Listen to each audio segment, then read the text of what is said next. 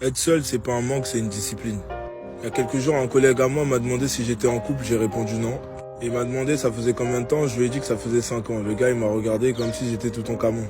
En réalité, sa réaction ne m'a pas choqué. Je sais que dans ce monde, on valorise plus les couples et on dévalorise la solitude.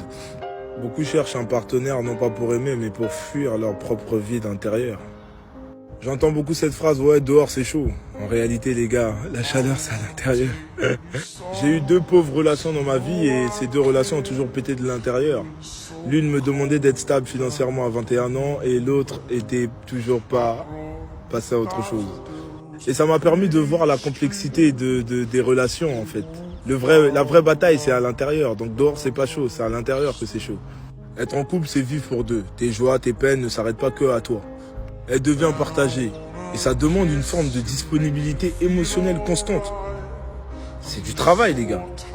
Et au point où je suis devenu hyper égoïste. Donc faire ce travail-là pour 2, non, je suis dans mes habitudes. Et seuls les célibataires bien vont comprendre. Ma solitude a fait de moi quelqu'un d'égoïste, mais au moins je m'appartiens.